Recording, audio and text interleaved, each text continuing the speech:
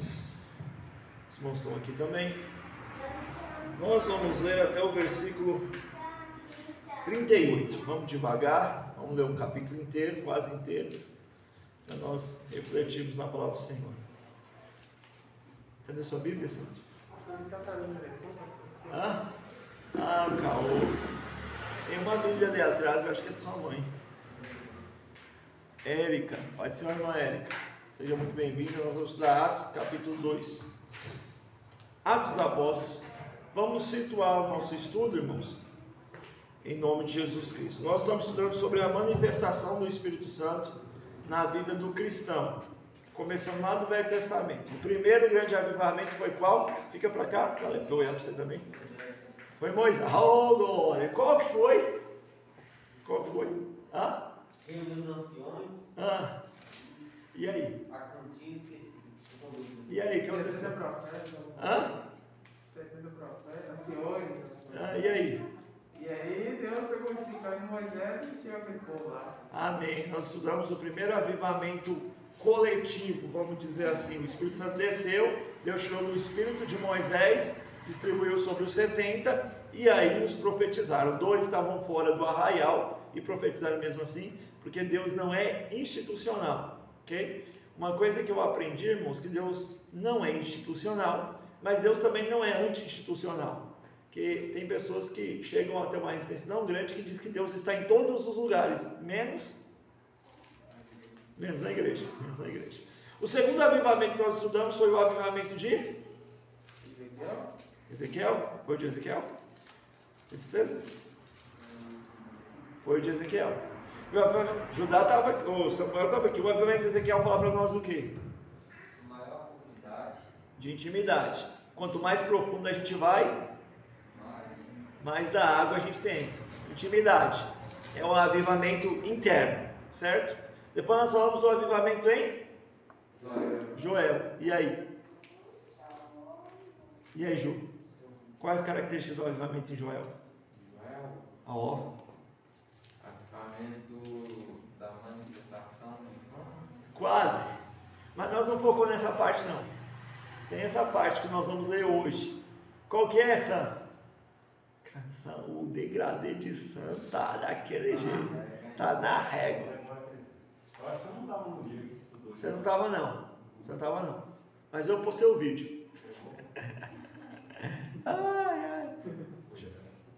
O avivamento de Joel, irmãos, é um avivamento social.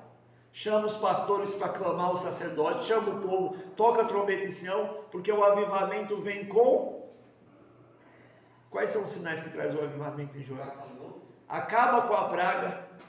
O que mais? Traz a chuva. Traz o perdão. O povo fortalece. E aí vem o poder. Uma coisa que eu estava explicando para os irmãos, como que surgiu a teologia da prosperidade? A teologia da prosperidade, irmãos, surgiu de uma raiz, a raiz errada. Vou explicar o seguinte, meus irmãos. Alguns pregadores começaram a ver que os crentes convertiam ao Senhor, os ímpios convertiam ao Senhor, e aí o que acontece? O cara para de beber, o cara para de fumar, o cara tem uma iluminação do Espírito Santo, começa a pensar, começa a trabalhar direito, e aí, irmãos, não quer dizer que todo mundo enrica, mas alguns prosperaram, porque largaram sua vida de miséria. Quer dizer que todo mundo que é rico é porque não, é porque houve uma mudança, e Deus abençoou cada um segundo a proporção da sua fé.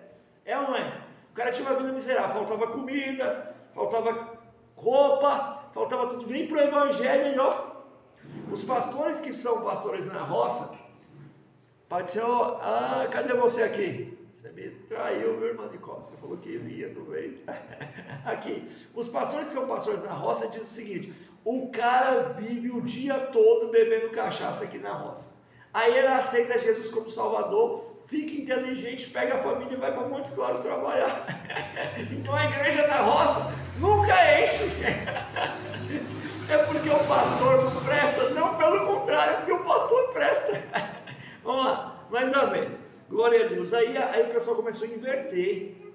Moço, o processo de evangelismo faz com que alguns melhorem de vida. Então quer dizer que o objetivo do evangelho é melhorar todo mundo de vida.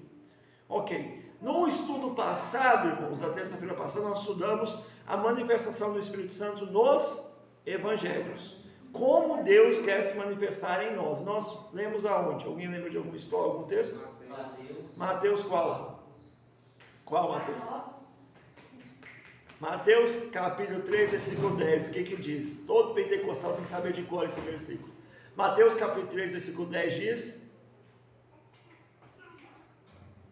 O que diz? Abre aí, irmãos, procura aí. Vocês estão com a Bíblia na mão? Mateus capítulo 3, versículo 10, Nicole. Mateus 3, 10. Mateus 3, 10. É. Já está posto o machado à raiz das árvores. Toda árvore, pois, que não produz bom fruto, é cortada e lançada ao fogo. Leu 11. Nem todo pentecostal sabe de cor. Eu vos batizo com água para arrependimento, mas aquele que vem depois de mim é mais poderoso do que eu, cujas sandálias não sou digno de lavar. Ele vos batizará com o Espírito Santo e com fogo. Glória a Deus. Lucas dá ênfase no Espírito Santo. Amém? Então, irmãos, fala sobre o batismo, o revestimento. E hoje nós vamos entender a visão pentecostal clássica do batismo que o Espírito Santo tem atos. Nós lemos todos os textos, irmãos, em João, em Marcos e Lucas, todos não, mas lemos vários textos falando sobre o poder do Espírito Santo na vida do cristão. E agora nós vamos ver as maiores manifestações no livro de Atos. Uma coisa, irmãos, que eu não quero que os irmãos aprendam. A palavra cheio do Espírito Santo acontece quantas vezes no Novo Testamento? Vamos ver quem sabe. O termo cheio do Espírito Santo. Quantas vezes, irmã Nicole? Não, em toda a Bíblia. Acontece quantas vezes? Cheio. Eles foram cheios do Espírito Santo. Nós somos cheios do Espírito Santo. Quantas vezes acontece? Uns 30. Menos. Hã? Menos. Não, mais. Menos. Quantas vezes, Gu? 6 vezes. 6 vezes. Dessas 6 vezes, irmãos, quantas vezes está relacionado ao poder de Deus, à unção? Quase. Quase. Não. 4. Não. 6. 5 vezes está relacionado a poder de Deus e unção. Está relacionado em caráter uma vez só, que é o termo de Gálatas, que fala dos frutos do Espírito. Por que eu estou falando isso aqui, irmãos? Porque a maioria dos pregadores calvinistas, reformados, são quase por obrigação o quê? O que eles são? Cessacionistas. Então eles pegam um versículo para dizer, tá vendo? A palavra de Deus diz que ser cheio do Espírito Santo é ter caráter. A palavra de Deus diz que ser cheio do Espírito Santo é ter caráter, mas não diz só isso. Nós, pentecostais clássicos, acreditamos que ser cheio do Espírito Santo é você ter caráter e poder. Se você só tiver caráter, você é cheio, mas não como os evangelhos e atos diz. Se você tem poder e não tem caráter, primeiro que o seu poder tem uma fonte muito duvidosa. Pode ser do inferno, pode ser manipulação, pode ser até o próprio Deus te condenando antecipadamente. Então, irmãos, nós vamos ter essa visão. Ser cheio do Espírito Santo não é somente ter caráter, é ter caráter e poder. Pode falar. Como assim condenando antecipadamente? Condenando antecipadamente? Vamos lá, vou te explicar. A palavra do Senhor diz que a quem muito dado, muito é requerido. Nós estudamos na escola bíblica que aquele que se elevou na graça de Deus e caiu, dificilmente tem arrependimento. Então, por exemplo, se eu sou um cristão, com as minhas plenas funções mentais, entendo o Evangelho de Cristo, e Deus está me usando poderosamente, e esse poder não me constrange para eu ter o caráter, possivelmente o meu coração está seguindo o caminho da apostasia. Eu zombo da palavra de Deus. Eu desfruto do poder de Deus, mas eu zombo da palavra de Deus. O que acontece naquele texto em Mateus que diz: Senhor, em teu nome pregamos, profetizamos, operamos maravilhas. E o Senhor diz: malditos. Por quê?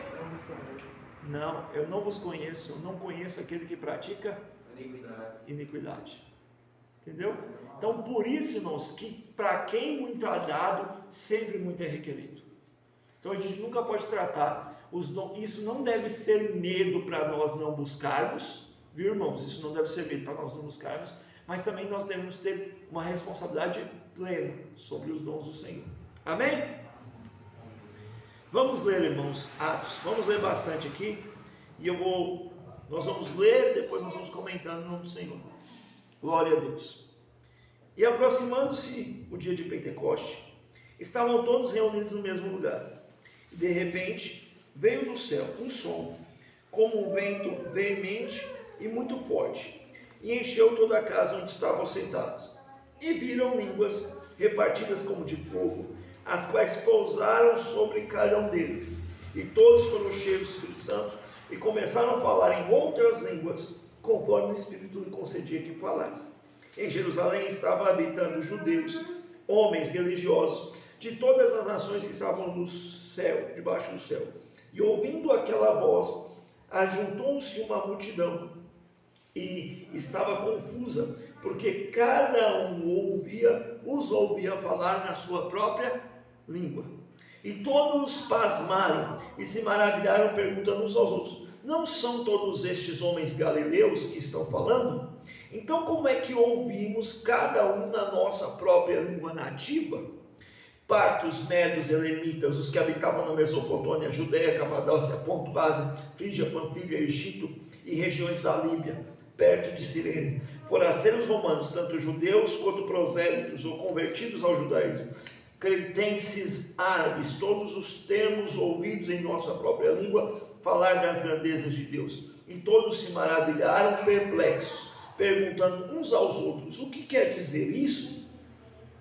Outros, porém, zombando, disseram: estão todos bêbados. Pedro, porém, pondo-se de pé com os 11, levantou a sua voz e disse: varões judeus, ou homens judeus, e todos os que habitais em Jerusalém, sejai-vos isso compreendido e escutai as minhas palavras. Estes homens não estão embriagados como vós pensais, sendo a 3ª hora do dia ou 9 horas da manhã. Os irmãos já sabem a contagem, não sabem? Os irmãos sabem a contagem. Sabe a contagem, Moisés? Das horas do dia? Para os judeus, o dia começava às 6 horas da manhã. Então a primeira hora do dia era de 6 às 7, a segunda hora do dia de 7 às 8, a terceira hora do dia era de 8 às 9, tá bom? E o dia acabava às 6 da tarde. Vamos lá. Meu Deus.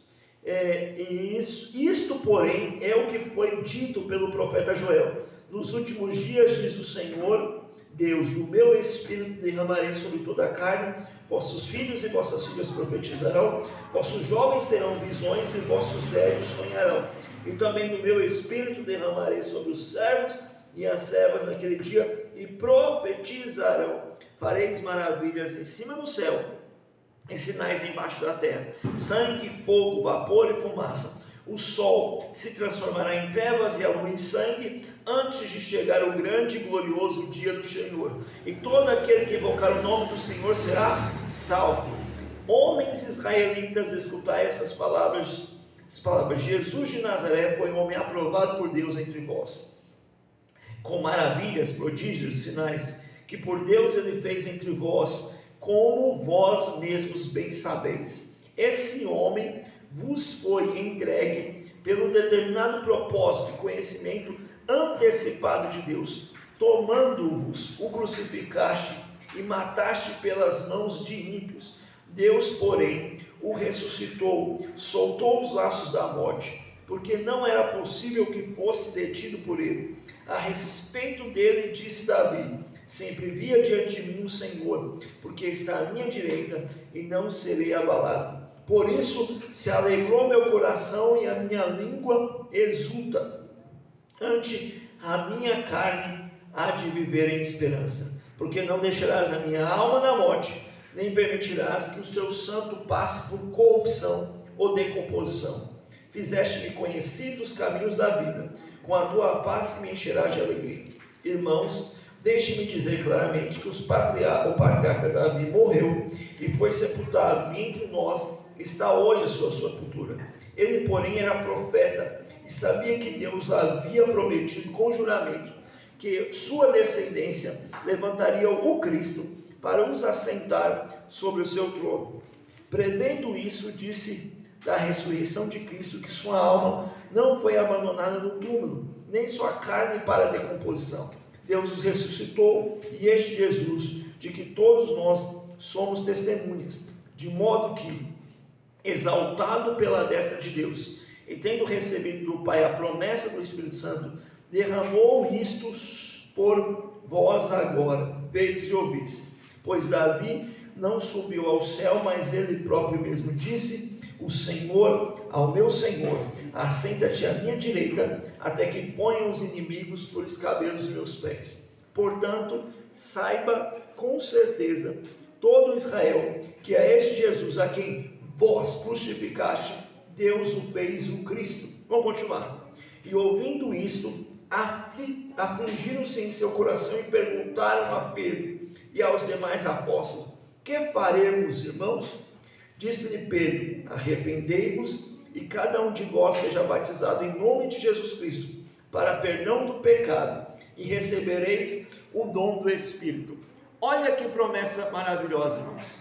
Versículo, Deus abençoe, versículo 39. A promessa diz respeito a vós, aos vossos filhos e a todos os que estão longe, e a tantos quanto Deus nosso Senhor chamar. Com muitas e outras palavras dava testemunho e advertir, dizendo: salvai-nos dessa geração corrompida, e glória ao nome do Senhor Jesus. Glória a Deus. Meus irmãos, esse é um texto muito conhecido da palavra de Deus, não é? Muito conhecido. Vamos agora para alguns ensinamentos. Nós vamos ficar só nesse texto, não tem outros textos para ler, mas vamos lá. Faz comigo a conta. Jesus morreu na cruz. Que dia Jesus morreu? Domingo. Os adventistas dizem quarta. Mas Marcos diz que foi na sexta. Jesus, não, foi na sexta. Marcos diz com todas as palavras que foi na sexta. E se a gente contar a conta considerando o dia judaico, dá 3 dias sossegado. Ok, irmãos? Amém. Jesus morreu na semana de Páscoa. Glória a Deus. Na semana de Páscoa. Depois da semana de Páscoa, começa a se contar 50 dias para a festa da colheita, ou Pentecoste. Amém? Festa da colheita, 50 dias penta, depois da Páscoa. Muito bom. Jesus ressuscitou e ficou quantos dias entre os cristãos? 40 dias entre os cristãos. No 40º dia, ele fez o quê? Não.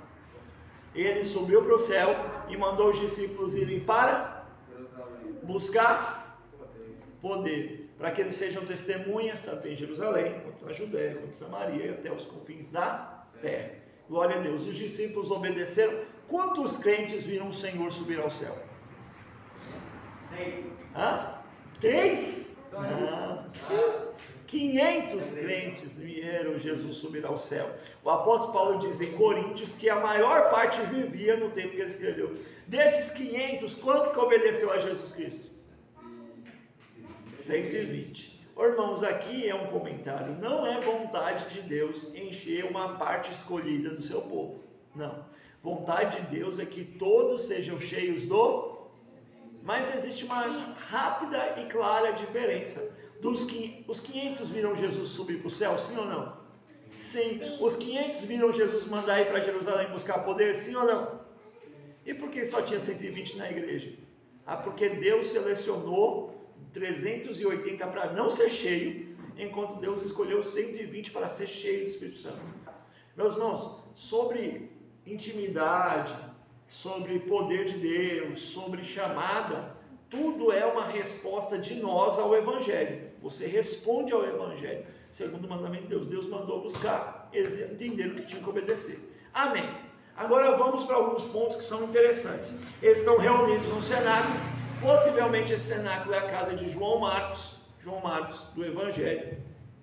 e estão lá orando, buscando a promessa do Pai. Glória a Deus. E aí, irmãos, acontecem algumas coisas que é muito interessante. Enquanto eles estão orando, sopra-se um vento muito forte, um barulho de vento. E o vento chama a atenção dos discípulos que estavam orando, e quando eles abrem os olhos, eles já começam a ter suas pequenas não, porque eles já tinham experiências espirituais antigamente, mas a percepção espiritual deles começa a mudar um pouco. Eles abrem e vê línguas. Irmãos, essas línguas seriam como chamas, labaredas, ok? É uma maneira de falar de língua. Línguas de fogo são labaredas de fogo. Vê labaredas sobre a cabeça dos crentes. E cada um começou a glorificar em Deus em outras línguas, assim como o Espírito Santo concedia que eles falassem. Glória ao nome de Jesus. O barulho é tanto, irmãos, o barulho é tanto. O culto pentecostal é tão poderoso e barulhento que chama a atenção da maior festa que estava acontecendo em Jerusalém. Irmãos, se nós contarmos, são aproximadamente 12 nações que estavam lá. Se cada nação chegou com pelo menos 5 pessoas, era 60 pessoas a mais, além dos habitantes de Jerusalém. Só que nós sabemos, irmãos, que pela conta é muito mais do que isso, porque no primeiro apelo de Pedro, quantas almas se renderam? 3.000. Irmãos, presta atenção numa coisa aqui. O barulho pentecostal no culto de Atos foi tão grande que chamou a atenção da cidade inteira. As pessoas calculam, irmãos, que tinham mais de 50.000 habitantes em Jerusalém. Porque depois da primeira fase, irmãos, depois da primeira fase da igreja, antes da perseguição, a igreja, alguns teólogos calculam que a igreja de Cristo, antes da perseguição que aconteceu com Tiago, já tinha assim por volta de uns 20.000 crentes, porque o evangelho se propagou de forma explosiva. O culto é tão barulhento, mas tão barulhento, que chama a atenção. Alguém vai para a festa e fica calado, irmãos? A noção de festa judaica, irmãos, não é igual a nossa noção de festa religiosa. Lá o pagode toca solto mesmo, eles são animados. O irmão já deve ter visto aquele...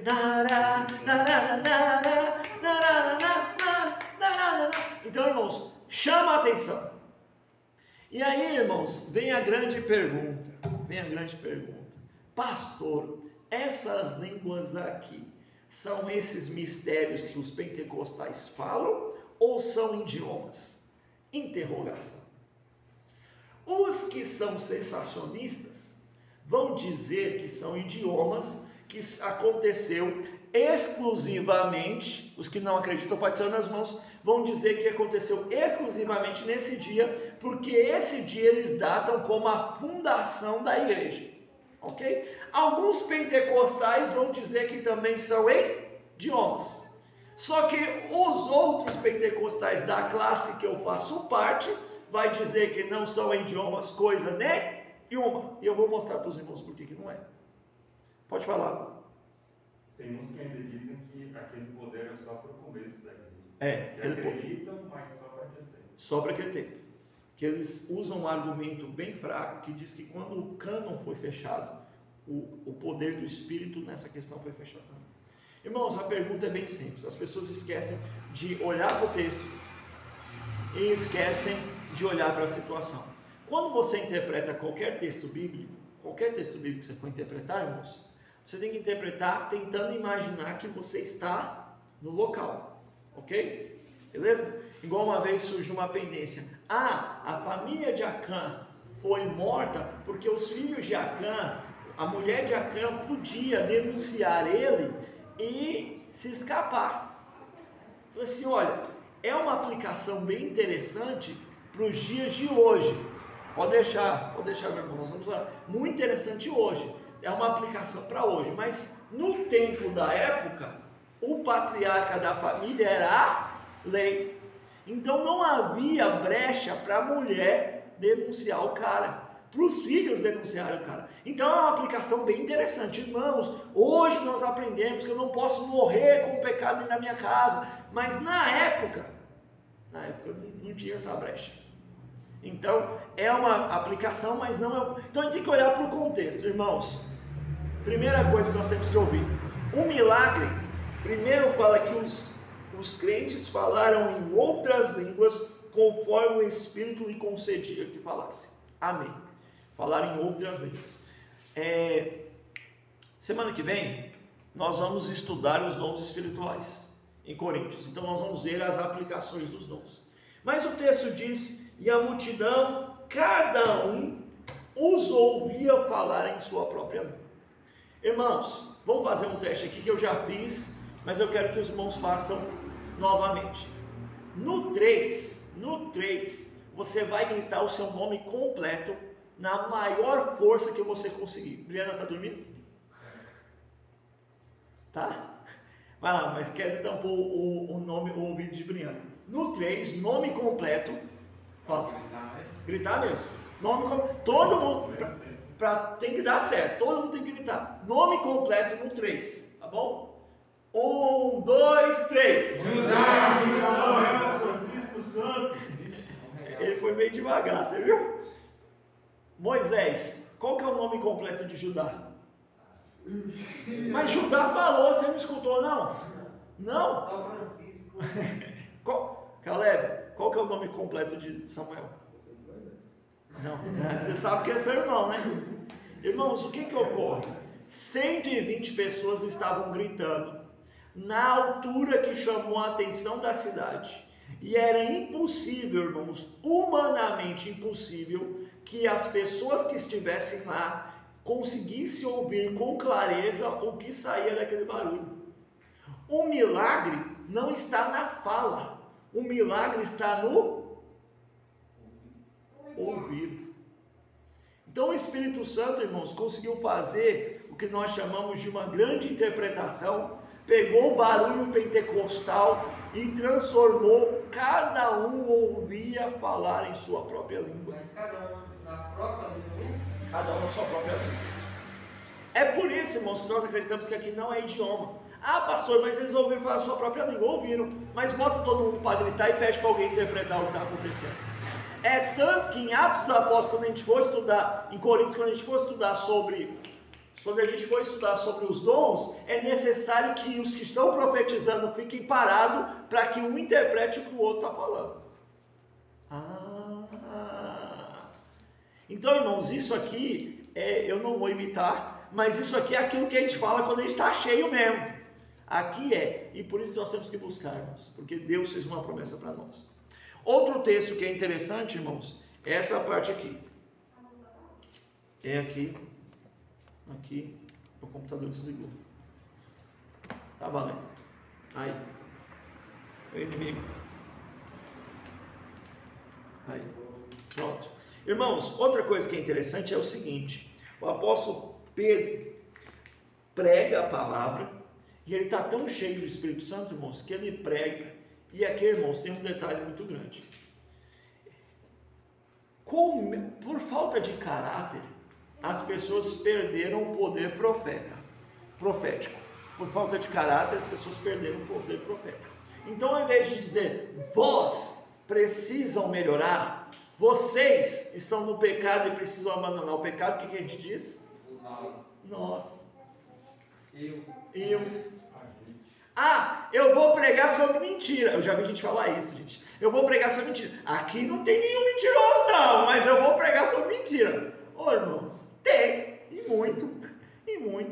O apóstolo Pedro era pecador, irmãos? O apóstolo Pedro negou Jesus?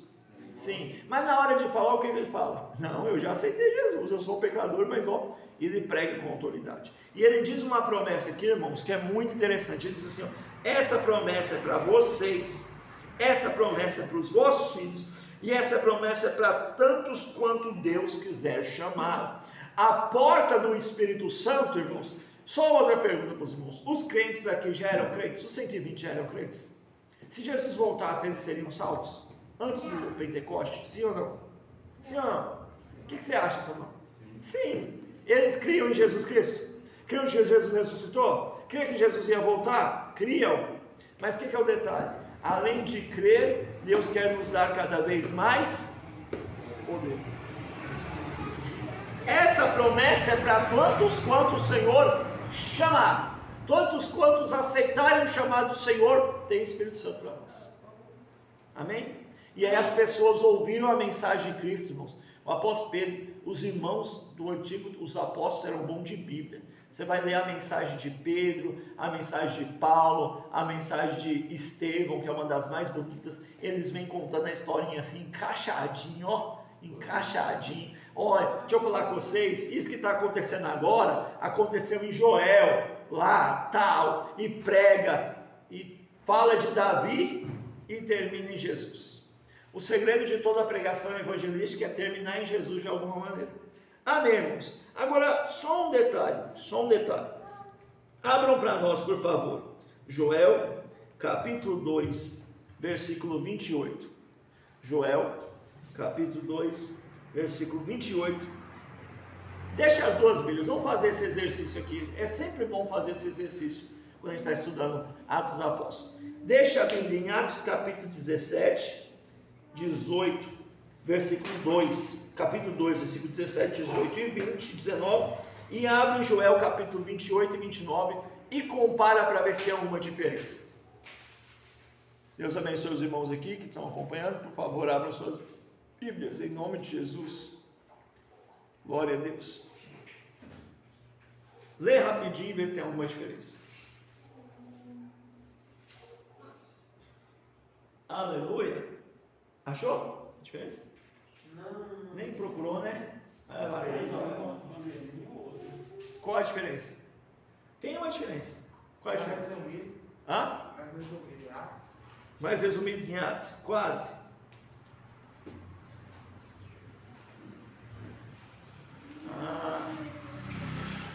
Só um detalhe, irmãos. Nós vamos estudar escatologia. Quem for fazer curso teológico vai estudar primeiro, mas nós vamos estudar quando derrama o Espírito Santo, começa o final dos tempos. E não é o Apocalipse, mas nós já estamos no final dos tempos. Vamos lá, porque a sequência... Em Joel 2, diz. Ele não está completo aqui na situação. É falando sobre até que vem um dia terrível dia do Senhor? Não, na parte pentecostal do negócio. Falando assim, Monte Sião e Jerusalém estarão se Não, na parte pentecostal do negócio. Lê para nós então, Joel capítulo 2, versículo 28, lê para nós. E acontecerá depois que derramarei o meu espírito sobre... Calma aí, lê de novo. E acontecerá depois que derramarei o meu espírito sobre toda a carne. Lê devagar, bem devagar, quase parando. E acontecerá depois derramarei o meu espírito. O meu espírito? Aqui está o meu espírito. Amém. Lê para nós, por favor, Atos capítulo 2, versículo 17. E acontecerá nos últimos dias, diz o Senhor, que derramarei o meu espírito. Calma aí, há uma pequena diferença.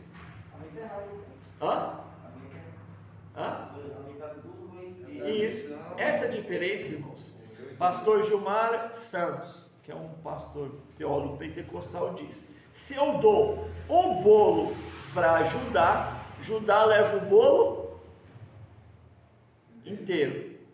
Agora, se eu dou do bolo para Judá leva só? Nosso querido irmão Pedro, inspirado pelo Espírito Santo, e não é erro de tradução, ele está pregando sobre uma parte do Espírito. Porque todo o Espírito não foi derramado sobre Atos 2. Por que não foi derramado sobre Atos 2, Caleb? Por quê? Por que, irmãos? Vamos ver se vocês acompanham o raciocínio. Por que, irmãos, não foi derramado? Porque precisava continuar. Aleluia! Glória a Deus! Porque ainda tinha o apóstolo Paulo para receber, tinha Timóteo para receber, tinha Clemente de Antioquia para receber, tinha Caleb para receber, tinha o pastor Lucas para receber, se Jesus voltar, tem Radaz para receber. Então, irmãos, continua sendo derramado do Espírito até que ele venha. Glória ao nome de Jesus. E a unção foi tão grande, irmãos, que eles se jogaram e aceitaram Jesus como Salvador. Então, irmãos, essa experiência é pentecostal. Essa experiência é fundamentada biblicamente. Essa experiência não é uma emoção, igual alguns começam a dizer na internet. Tem crente que precisa disso. Tem gente que gosta. Irmãos, dá uma raiva. Tem gente que precisa glorificar para ter um culto bom. Tem gente que precisa pular para ter um culto bom. Tem gente que precisa falar como se quem não precisasse estivesse num patamar espiritual superior a quem precisa. Não tem disso não, irmãos. É para toda a igreja de Cristo. Amém? Atos dos Apóstolos, capítulo 4, versículo 31. Atos dos Apóstolos, capítulo 4, versículo 31. Meus irmãos, o Espírito Santo é derramado no capítulo 2. No capítulo 3, um coxo é curado. As pessoas aceitam Jesus, a igreja está com 5.000. E no capítulo 4, João e Pedro são chamados aos sinédrios. Eles tomam uma bronca e uma surra dos sacerdotes, dos fariseus. E aí, depois que eles terminam, irmãos, essa parte do capítulo 4 é muito chique. Eles ficam felizes porque eles foram dignos de apanhar por Cristo. E no capítulo 4, versículo 31, quem lê para nós? Depois de orarem, tremeu o lugar em que estavam reunidos. Todos ficaram cheios do Espírito Santo e anunciavam corajosamente a palavra de Deus. A palavra de Deus. Irmãos, o Espírito Santo não é motivo para irresponsabilidade. Mas o Espírito Santo dá ousadia para a gente pregar o Evangelho. Isso os irmãos já viram milhares de pregadores pregar. Paulo, vergonhoso, Pedro, vergonhoso, negou a Cristo e tal. Foi cheio que o Espírito Santo pegou para 3.000. Os crentes que uniram falaram assim: nós estamos felizes porque nós apanhamos por Cristo. Vamos orar. Tremeu o local. Irmãos, essa é a graça que Jesus quer dar para nós. Não é que a gente vai ficar orando para a igreja tremer, não. Mas Deus não quer dar para nós uma unção que eu digo filosófica, subjetiva. Eu estou talvez imaginando o que eu estou sentindo. Não, irmãos, é objetiva, é notório, dá para sentir. Não é que a gente vai ficar buscando a Deus para ficar sentindo, né? Hoje eu não senti, que culto ruim. Não sei. Não, irmãos, mas faz parte da nossa experiência. E essa experiência, irmãos, nos motiva a pregar o Evangelho. E aqui tem uma coisa muito grande, irmãos. Tem muitas pessoas desanimadas aí, cristãos, que a gente pode falar que é tudo, mas no final das contas, está faltando o Espírito Santo na vida dele. Eu não tenho força para congregar, eu não tenho força para visitar, eu não tenho força para orar, eu não tenho força, evangelizar, meu Deus do céu! Está faltando coragem e ousadia do Espírito Santo na sua vida. Amém, irmãos? Vamos lá. Agora vamos para outro evento poderoso do Evangelho. Atos, capítulo 10, versículo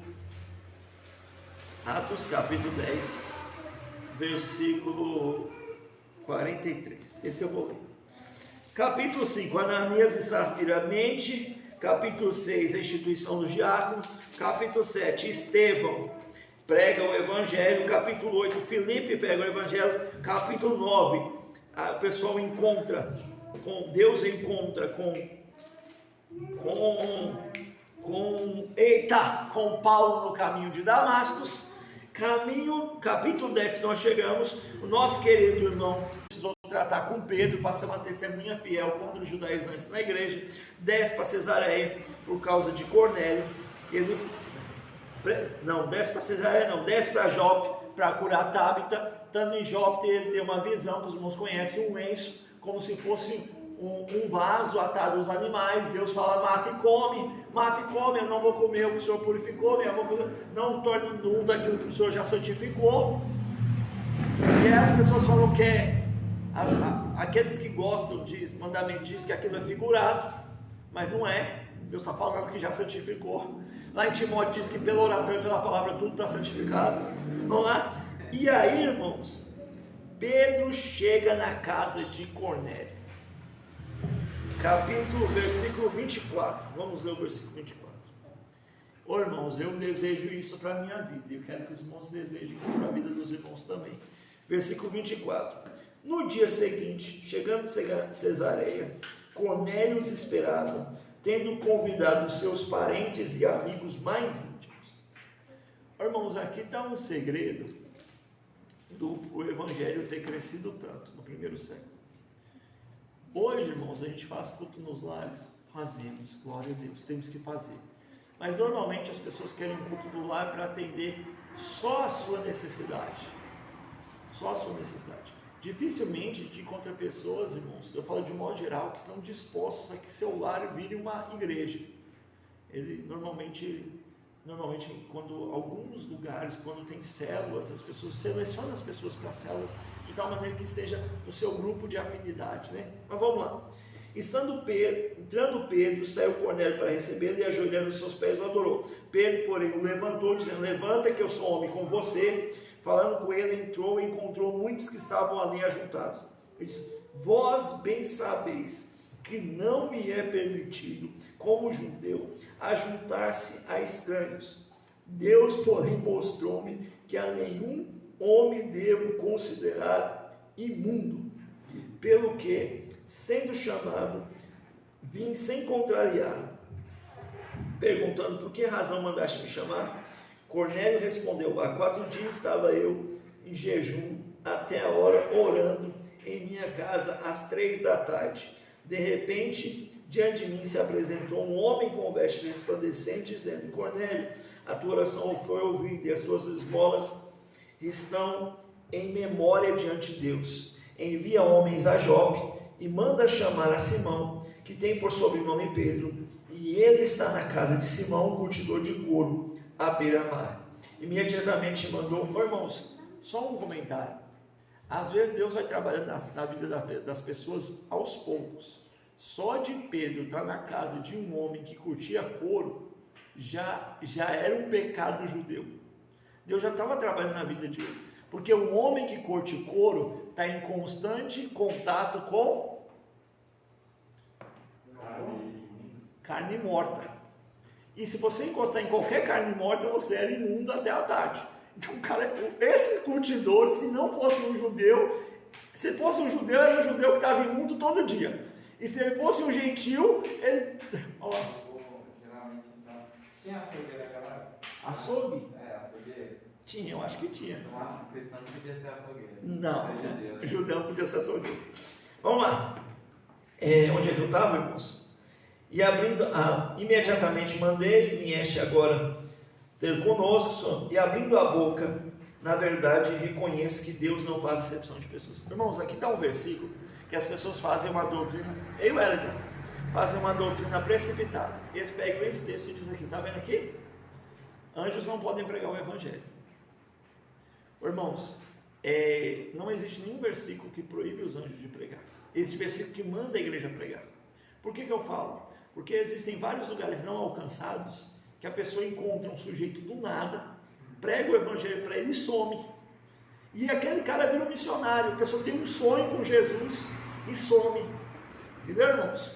Então, assim, não é uma doutrina, mas também não é contra a doutrina. Os anjos não podem pregar o evangelho. Não, irmãos, aqui Deus achou por bem, porque Pedro estava ali do lado, de fazer uma experiência mais poderosa com Cornélio. Mas isso aqui não é uma doutrina.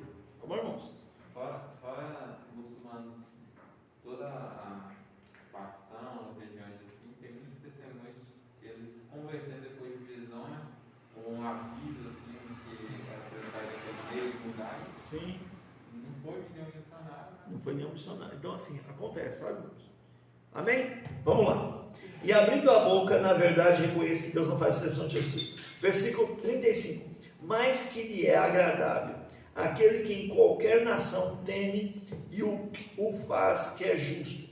Conheceis a palavra, e ele vos enviou aos filhos de Israel, anunciando a paz por Jesus Cristo. Esse é o Senhor de todos. E essa palavra, vós bem sabeis, foi pregada por toda a Judeia, começando pela Galileia, depois do batismo que João pregou. Como Deus ungiu a Jesus de Nazaré com o Espírito Santo e com poder, quando andou fazendo o bem e curando todos os oprimidos do diabo, porque Deus era com ele. Nós somos testemunha de todas essas realidades, porque tanto na terra da Judeia como em Jerusalém, a esse mataram pendurado no madeiro. Deus o ressuscitou ao terceiro dia e fez com que se manifestasse, não a todo o povo, mas às testemunhas que Deus antes ordenara, e a nós que comemos e bebemos com ele, depois que ressuscitou dos mortos. Ele nos mandou pregar ao povo e testificar que ele por Deus foi constituído juiz dos vivos e dos mortos. Dele dão testemunho todos os profetas, de todos que nele creem, recebam o perdão dos seus pecados pelo seu nome. Dizendo Pedro ainda essas palavras, irmãos, aqui é onde eu quero chegar um dia, e aqui é onde eu quero que a igreja chegue. Pedro orou? Não. Pedro mandou receber? Não, que é errado, não, mas a pregação de Pedro estava tão ungida aqui, dizendo Pedro ainda essas palavras, desceu o Espírito Santo sobre todos os que ouviam. Os judeus, seguidores de Jesus, que tinham vindo com Pedro, maravilhavam-se de que o dom do Espírito Santo se derramavam também sobre os gentios, pois ouviam falar em línguas e engrandecer a Deus. Então perguntou Pedro, pode alguém recusar água para os que são batizados, se esses também receberam como nós o Espírito Santo? E mandou que fossem batizados em nome do Senhor, até que lhe pedissem que ficasse com eles alguns dias. Aqui tem algumas doutrinas do pentecostalismo clássico que nós temos que lembrar.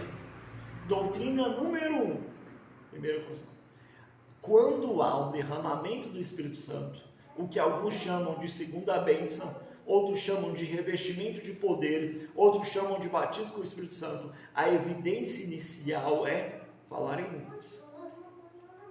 E essa evidência aqui, irmãos, a pergunta é simples: todos aqui eram da mesma terra, sim ou não? Sim ou não? Sim. Eles eram gentios, mas moravam na Judéia, em Cesareia, ali estava pertinho, ok? Então todos eram judeus. Os judeus que estavam com Pedro dizem, nossa, eles estão falando como nós falamos, e glorificaram a Deus. Então o derramamento do Espírito Santo foi tão grande, mas tão grande, mas tão grande, que eles creram e foram batizados. Irmãos, quando a gente fala de crer, a gente faz o convite para a pessoa crer. A gente convida, você quer aceitar Jesus como Salvador? A gente tem que fazer, está na Bíblia. E alguns aceitam fazer, outros não fazem, mas o crer definitivo é no coração. Eles creram, irmãos, acreditaram, o Espírito Santo achou lugar e eles foram batizados no Espírito Santo. Olha que coisa gloriosa. Eu já vi algumas manifestações desse tipo, e eu ainda quero ver de novo, irmãos, por isso que a gente está orando e jejuando para acontecer.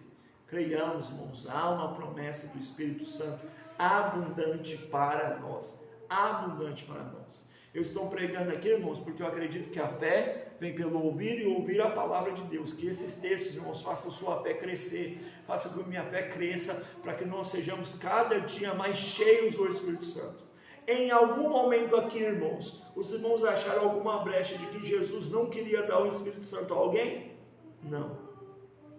Todos foram cheios em Atos dos Apóstolos, capítulo 2, todos foram cheios em Atos, capítulo 10. Pastor, mas tanto tempo que eu busco, pastor, e aí? Ô irmão, não é jogar culpa, não, irmãos, tem um tempo determinado de Deus, tem, mas Deus quer assim, aquela desprendimento, aquela confiança, eu vou me lançar na sua graça, amém? Glória a Deus. Vamos para as outras experiências. Atos dos Apóstolos, capítulo 11, versículo 16. Alguém lê para nós? Então me lembrei da palavra do Senhor quando disse, João, na verdade batizou com água, mas vós sereis batizados com o Espírito Santo. Aqui tem um problema, irmãos. Domingo a gente pregou, pela bondade do Senhor, sobre algumas coisas que tem que mudar quando o avivamento vem. E aí Pedro foi o primeiro a ter um problema. E qual que é o problema? Pedro volta. Nossa, isso nunca acontece na igreja. Pedro volta de uma grande missão evangelística e tem que falar assim, por que você estava no meio daquele povo? Como que você está pregando para os gentios? Que absurdo é esse se Jesus veio para salvar as ovelhas perdidas de Israel? E aí, irmãos, eles tinham a tradição ao seu favor.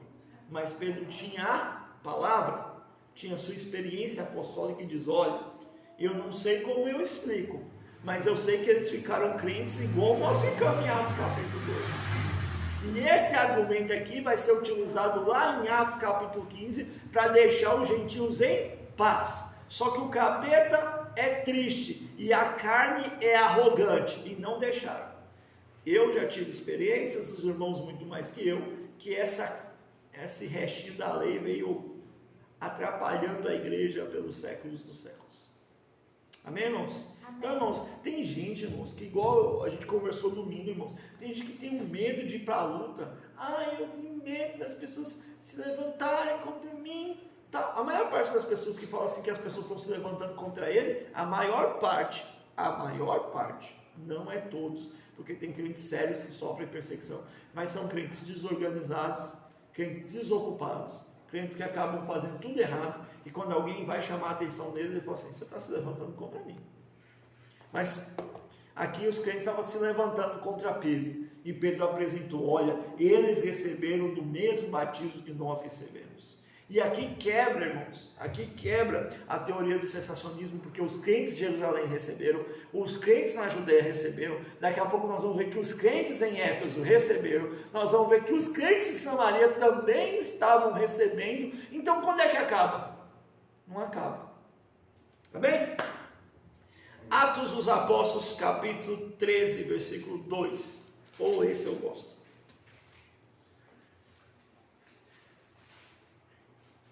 Vamos ler o versículo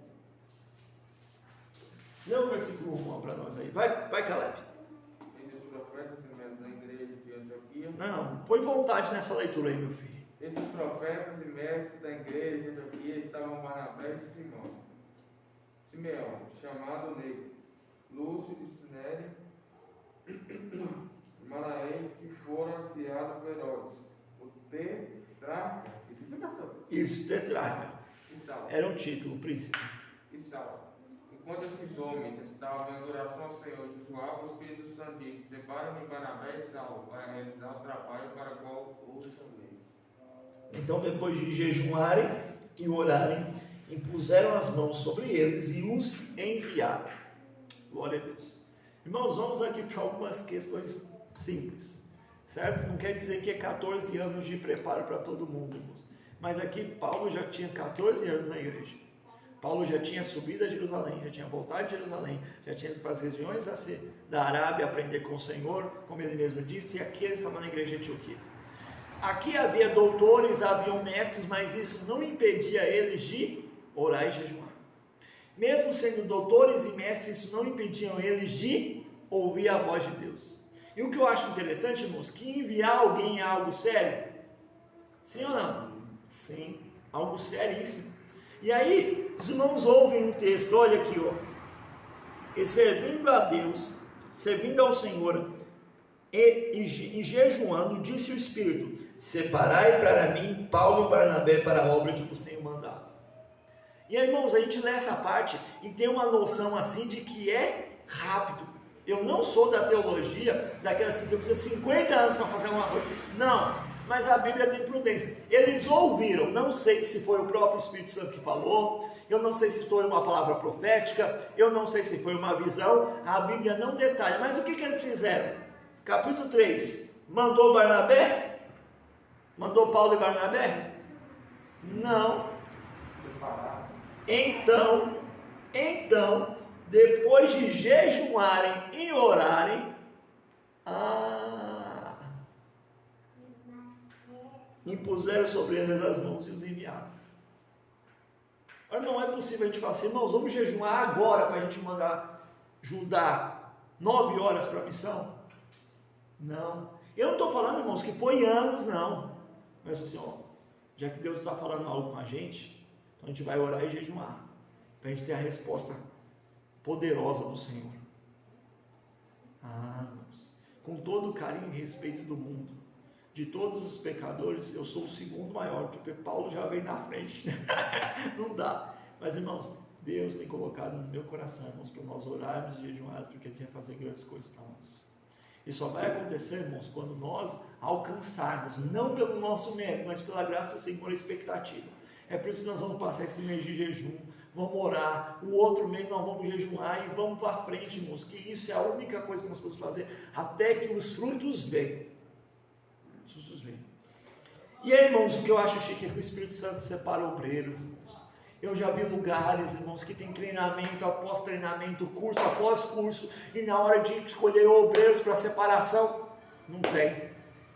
Irmãos, o que faz o obreiro nascer, o Senhor já deu a ordem: orai para o Senhor, dar o dom da seara que Ele envie obreiros, irmãos, obreiros. Hoje nós temos uma escassez de pastores, irmãos. Sabe por quê? Porque falta oração.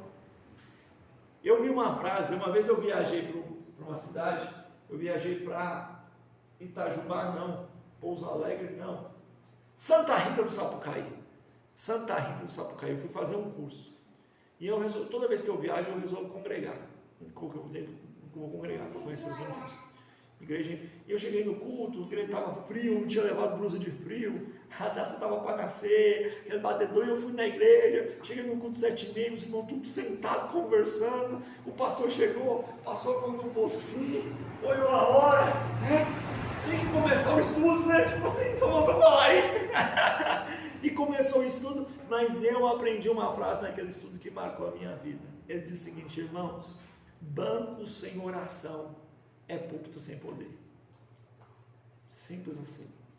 Banco sem oração é púlpito sem poder. Se a igreja quer ter uma direção poderosa, a igreja tem que orar pela direção, tem que orar pela igreja. Se a igreja quer ver a igreja crescer, tem que orar, porque sem oração não tem poder, sem oração não tem missionários, sem oração não tem obreiros, sem oração não tem nada, gente, não tem nada. Nós vamos desconsiderar a preparação de jeito nenhum, mas é debaixo de oração. Glória a Deus. Amém, irmãos? Amém. Atos capítulo 19, eu vou pular essa parte, irmãos, porque os irmãos já viram. Vamos lá, vamos ver quem lembra ainda. O que aconteceu em Atos 19, Moisés?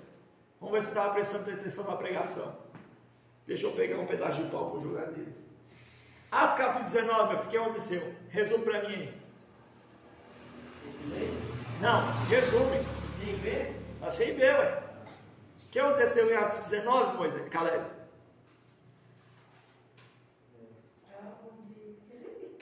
Eita. Atos 19, Caleb. Deus.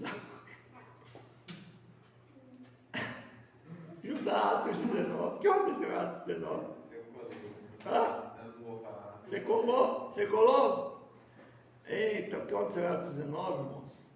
Vamos lá. Nosso querido irmão, o nosso irmão, querido irmão Paulo, passa pelas regiões superiores e chega na cidade. Encontra quantos crentes em Éfeso? 12 crentes. O que ele faz? Receber já o Espírito Santo? Nunca ouvimos falar do Espírito Santo. Só o batismo de João. Prega para eles, batiza eles nas águas de novo. E o que acontece? Impõe as mãos sobre eles e eles batizam eles com o Espírito Santo e eles falam em línguas e profetizam. Porque, irmãos, quem já é batizado com o Espírito Santo, como é que eu uso isso? Quem é batizado com o Espírito Santo, irmãos, está perdendo tempo de não ter dons espirituais. Batismo com o Espírito Santo é uma porta aberta para ter dons espirituais. Irmãos, ter dons espirituais, irmãos, não é uma opção. Eu não consigo escolher os dons que eu vou ter. Eu posso orar a Deus pedindo alguns dons. Senhor, eu queria tanto, Senhor, interpretar. Eu mesmo queria tanto interpretar. E glória a Deus. Mas, sim, irmãos, não é uma opção. Mas eu tenho que buscar. Porque Deus sabe que na minha missão, na missão de cada um dos irmãos, vamos precisar ter dons. E eles profetizam, e acontece todo o avivamento de tal maneira que até o templo é cogitado em fechar. Irmãos, aqui está uma grande derramada do Espírito. E aqui já não era Judeia, já não era Samaria. Para eles já estavam chegando aos confins da terra. Para aquele pessoal da época, já estavam chegando aos confins da terra, porque eles já estavam na Ásia, rumando para o lado da Turquia, que era a cidade de Éfeso. 3 grandes derramamentos do Espírito, com 3 povos diferentes, em 3 situações diferentes, porque Deus tem a vontade de encher do Espírito Santo todo aquele que se chama pelo seu nome. Vamos lá, irmãos, para concluir. Atos dos Apóstolos, capítulo 21, versículo 9 ao 14.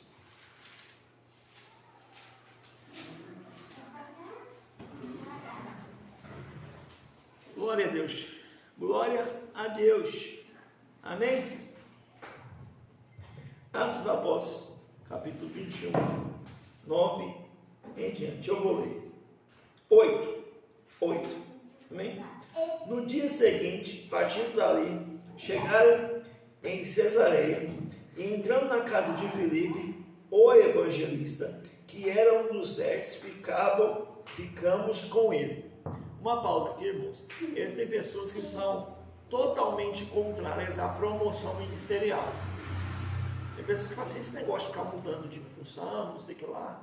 Mas aí, esse sentimento, irmãos, claro que existem lugares que a promoção é por outros sentimentos não evangélicos, não bíblicos, mas é necessário. A Bíblia diz que aqueles que servem como diácono ocuparão... Eita! Melhor posição, grande respeito. Então, aqui nós temos uma promoção. Nosso irmão Filipe, ele era um?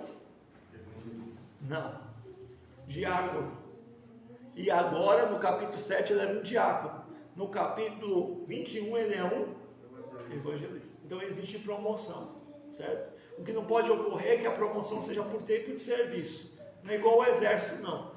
Você é 2 anos diácono, aí daqui 2 anos você vira presbítero, daqui 4 anos você vira evangelista, daqui 8 anos você vira pastor, daqui 15 anos você vira profeta, daqui 30 anos você vira apóstolo, e se você viver 75 anos a gente te batiza como patriarca. Não, não, irmãos, a promoção ministerial acontece. E aí, irmãos, acontece o seguinte, lembra que eu falei para os irmãos, que nos termos pentecostais verdadeiros, o cheio do Espírito Santo é um crente que tem poder e um crente que tem caráter. Olha aqui, irmãos. E tinha esse 4 filhas, donzelas, em alguns textos, tá? Que profetizavam. Então, o nosso irmão Filipe, além de ser um excelente diácono, além de ser um excelente evangelista, além de ser cheio do Espírito Santo, ele tinha 4 filhas, e as 4 filhas deles, além de ter uma vida santa e casta, tinha uma vida cheia do Espírito Santo. As 4 profetizavam. E demorando-se ali por alguns dias, chegou de Judeia um profeta de nome Ágabo, que vindo ter conosco, tomou o cinto de Paulo e amarrou os seus próprios pés e mãos e disse: isso diz o Espírito, assim amarrarão os judeus em Jerusalém o homem a quem pertencer esse cinto e entregá-lo a mãos gentios. E ouvindo isso, pedindo-lhes que tanto nós como os que eram daquele lugar, que não subisse a Jerusalém. Porém Paulo respondeu: que fazeis vós chorando e magoando-me o coração? Eu estou pronto não só a ser amarrado, mas ainda a morrer em Jerusalém pelo nome do Senhor Jesus. Olha, irmãos, eu já passei por essa fase. Nós vamos falar mais sobre os dons do Espírito Santo. Mas eu já passei pela fase de eu pregar as coisas, as pessoas não obedecerem e eu ficar com raiva das pessoas. Eu já passei da fase, irmão, eu passei por essa fase, de eu profetizar, irmãos, e a pessoa fazer tudo completamente de eu profetizar, e eu achar que a pessoa estava me diminuindo, que a pessoa estava me desconsiderando, que a pessoa estava me achando um falso profeta. Só que, irmão, o evangelho não é sobre mim, não, sobre a minha percepção, é sobre Jesus Cristo. Irmãos, está vendo aqui? Deus usou o profeta Ágabo. Os sensacionistas usam esse texto para dizer que Ágabo se enganou na profecia. De jeito nenhum. Deus usou o profeta Ágabo. Só que tem um detalhe, irmãos. Como é que eu digo isso em palavras? Irmãos, existe na nossa vida, irmãos, uma brecha pequena. Um crente salvo é pequeno, irmãos, para nossa escolha.